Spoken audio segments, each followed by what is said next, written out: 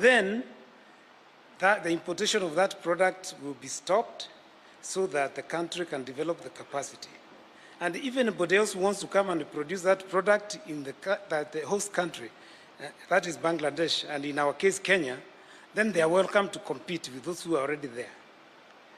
Now, that is 1982. By 1991, Bangladesh was self-sufficient in medical production.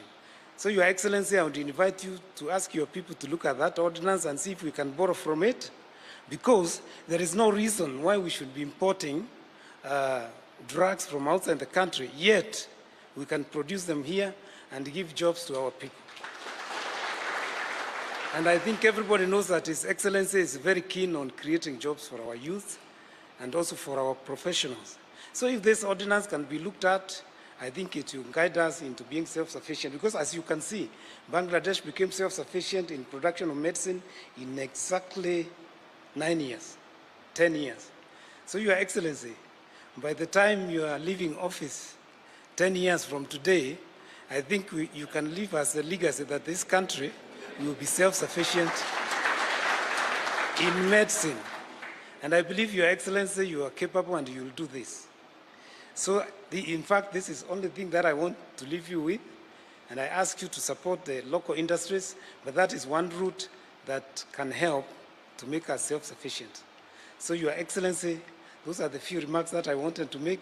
But let me thank you most sincerely for agreeing to come and commission this factory. We have a humble beginning, but we believe with their support, we shall be successful. Thank you very much.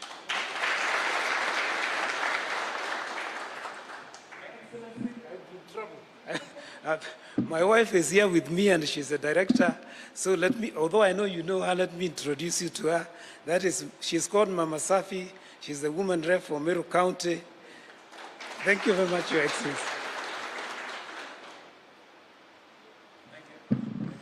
Thank you, Dr. Kailemia. And right there, you can see some wisdom. He needed to know that at home, akifika atakula. So he had to do that. Your Excellency, with your permission, next I would like to invite the CS Health, Madam Susan Nakumicha, to also make some remarks. Welcome. Tunaweza tukamkaribisha kwa makofi. Welcome. Sorry? Okay. Thank you very much, Your Excellency. I'm really excited that you made time to visit this pharmaceutical farm this afternoon. And this is part of our bigger celebrations that we began yesterday. Today is actually the second day. As you have guided, Your Excellency, amongst our 4 pillars is local health commodity security. We cannot achieve the 90% fill rate or 100% at KEMSA if we don't focus on local manufacturing. So I'm really excited that we are already ticking the boxes that you have instructed, and through this farm, many more, I'm sure, will be coming. Your Excellency, my interaction with Bangladesh dates as far back as 15 years, when I got to know Dr. Kailemia. That time I was still dispensing in some chemists here in Nairobi, and he has been doing this job. So this is a big excitement that finally Bangladesh, which is the biggest pharmaceutical manufacturing farm there, is now has invested in this country. Your Excellency, this setup here builds into our ecosystem. You can see already there are staff who are employed here, about 200 of them. And you know, once they finalize up to phase 3, they'll go up to 1,500. Your Excellency, you have seen packaging material. So there's a whole industry around packaging that is going to thrive around here. You have seen equipment, Your Excellency. And eventually now the final product, which is the pharmaceutical product itself. So this is going to build such an ecosystem. And if we can only get a few more to invest in this country, I think we are going to be able to meet our targets in terms of ensuring that every Kenyan who goes into a health facility is not asked to go and buy drugs somewhere else, but the drugs are available within the facility. So I am excited, and as the person that you have given responsibility, I am carrying it with a lot of care to ensure that we deliver on this objective. My PS is here, Your Excellency, Mr. Harry Kimtai, the one in charge of medical services, and other officials from the ministry are also here, and we are working together as a team. I know your time is precious and you are pressed, so I would like to invite my colleague Rebecca, because this farm will not just serve Kenya. Our plan, Your Excellency, you know that we already signed into Africa Medical Agency. Your Excellency, you know that the regional office for Africa CDC is here. And only last week, we started fundraising for the WHO regional office also to be based, logistics hub, to be based in Kenya. So from this facility, we are going to serve the whole of Africa. So I want to take this moment to invite my colleague Rebecca. She comes and tells us how she plans to leverage on the trade from this facility. Thank you, Excellency.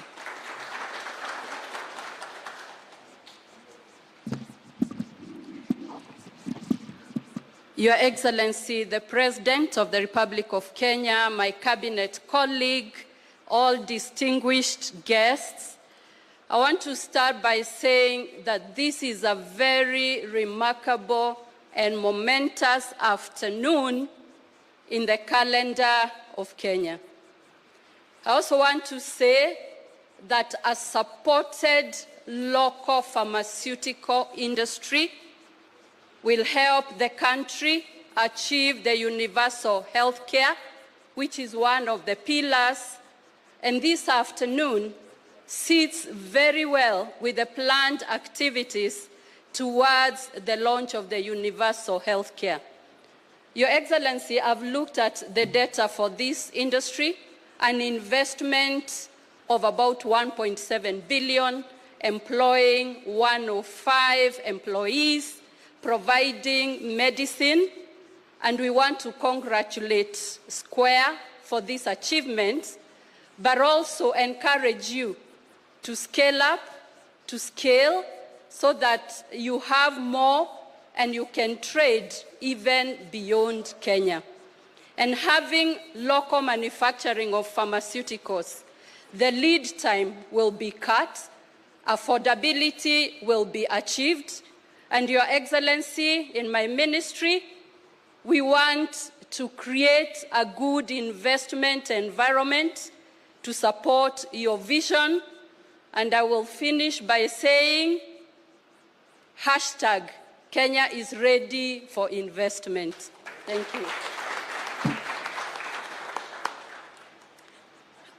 Your Excellency, one of the directions you gave about us being able to buy local. Through our institution, KEMSA, we have been able to cut barriers that even as we sit here today, one of their products is already at KEMSA. And I know that we are going to work on the barriers that have been inhibiting such farms from selling directly to this country. So, Your Excellency, I would like to take this opportunity to invite you to come and address the people of Square. Welcome. Thank you.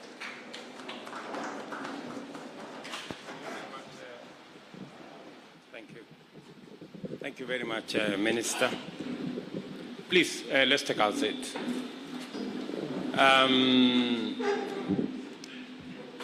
Waziri and officials, the management and board of Square Pharmaceuticals, and members of staff,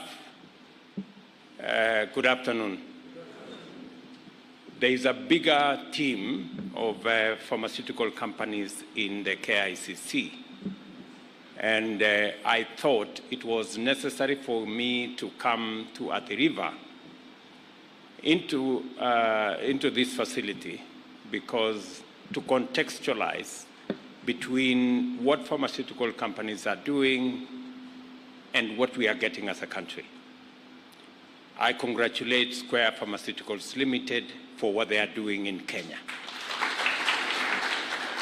The products they are producing in Kenya and selling to the Kenyan market, the products they are producing from here and selling elsewhere, the jobs they are creating for us in Kenya, the manufacturing opportunity that they have made possible in Kenya, and the collaboration between private sector players in Bangladesh and private sector players in Kenya. That is the kind of partnership that we are fashioning, and that's the kind of partnership that as government of Kenya we're going to support. to make sure that we leverage on the market that we have, on the capabilities that we have, on the opportunities that exist in Kenya, and in fact the opportunities that exist in our region to enable more companies to invest in different sectors of our economy, and more particularly in this sector around pharmaceutical manufacture. We import at the moment 70% of all our pharmaceutical commodities and products. It's been the case for a while, and we need to leverage on the opportunity that we have for pharmaceutical products to manufacture locally, create value locally, create jobs in Kenya. And my instructions to the ministry and the sector is that in the next 2 years, we should move our production of local pharmaceutical products from 30% to 50%, and in the next 5 years, we should be able to be self-reliant on pharmaceutical products. Why I say so is because manufacturing locally speaks to the opportunity that we have locally. The space of pharmaceutical is guaranteed. We will always import pharmaceutical products. We've done so for long. You don't need a business case to invest in the pharmaceutical space in Kenya. That case has already been made over the years. And therefore, the connection between private sector in Kenya and private sector elsewhere is what we want to facilitate as Government of Kenya, and we are working on many interventions, including making sure that our own procuring entities prioritize Kenyan manufactured pharmaceutical products. I am acutely aware, and I've had a conversation with the management of KEMSA, that they cannot continue to import products that are being manufactured locally. It is sabotage to our local manufacturing industry. And it actually is sabotage to our own development and to creating jobs for the many young people out there who are looking for opportunity to work. And I am very happy that as government, we are moving the needle, and now a company like Square here, they are now confessing for the first time that this year they got an opportunity to supply to KEMSA. I want to promise you that that is going to be the future. All the products you manufacture in Kenya will be given priority in procurement of all government pharmaceutical requirements. And progressively, we are going to make it the responsibility of all other actors, both public and private, to make sure that we prioritize the purchase of locally manufactured products, including pharmaceuticals. The space for us to do that is the reason why I came to Athi River. We are establishing these special economic zones across Kenya. We're going to have another 5 special economic zones in Sagana, in Thika, in Nakuru, in Eldoret, in Busia, as a first phase. And it is our expectation that companies like Square will find the reason, because we are providing incentives for investment in these special economic spaces, for them to work with private sector companies from elsewhere globally to establish their operations, their manufacturing capacities and capabilities in Kenya.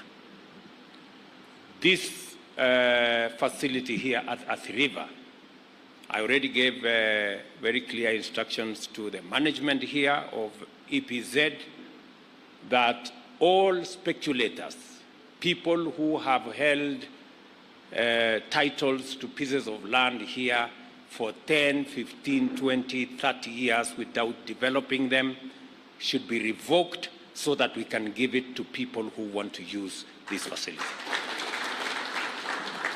I am informed that we now have an extra 250 acres of land that were originally occupied by speculators. They are now out of this place, and we can bring additional pieces of land, additional space into the manufacturing space here in EPZ at the river. We have now been cleared by the courts on the land that is adjacent to EPZ that belong to Portland Cement. My instructions are we will take either 1,000 or 1,500 of that land and make it part of EPZ here in Athi, so that we can create more space for more companies to set camp in Kenya, in Athi River, and give ourselves an opportunity to manufacture more products, pharmaceuticals, furniture, steel, cement, and all other facilities that are necessary for us to manufacture locally as we expand our exports, because that is what is critical to us as a country. As we target manufacturing, even of pharmaceuticals, we must also look at the market beyond Kenya. I encourage Square and all the other pharmaceutical companies and all the other companies setting up camp in Kenya to look at the opportunity that exists in the East African community, where we have close to 400 million people, and to look at the opportunity we have in COMESA, and to look at the combined opportunity between COMESA, SADC, and EAC, and look up further into the Africa Continental Free Trade Area, because we have huge space, we have a big market, and there is big opportunity for companies that set up camp in Kenya to access those markets. We have made sure that our policies, our programs are aligned to make sure that we give opportunity to our manufacturers, our investors to access those markets. Again, I know that it was brought to my attention about the water availability in this special economic zone. We are working round the clock to make sure that we deliver adequate, high-quality water to facilitate the manufacturing that is going on in this space. I have given instructions to the Ministry of Water to make sure that the Northern Collector tunnel that we have been engaged in its construction is completed. I know we are at the tail end, and we are already working on a dedicated pipeline to the river to make sure that the companies who are here have access to water and other facilities to support manufacturing in this space. A request has been put to government to look at the tariffs on electricity that are being used in our special economic zones, especially in Athi River. Minister for Responsible will work with her counterpart in energy to make sure that we have a conversation as government, because we want to play a facilitative role in ensuring that we create the environment necessary for investors, for industrialists, and for people who want to work with us in the manufacturing space to find the right environment for them to invest. Congratulations again, Square Pharmaceuticals. We look forward to coming to open the other facility that you have shown us soon. It had better be soon, because I have too many people who are looking for jobs. And I want them to, whatever it is that I can do to help you, so that you can also help me to create opportunities for the young people of Kenya, I will do my part, and I hope you keep your part of the bargain. So congratulations again, everybody. I am very happy and to be part of this great event. Congratulations, Mr. Kailemia, for this investment and of the partnership you have built between Kenya and Bangladesh. I want to tell Ambassador, who said that he wants us to establish an embassy in Bangladesh, that I will give that request very due consideration. So otherwise, thank you very much. Asanteni sana.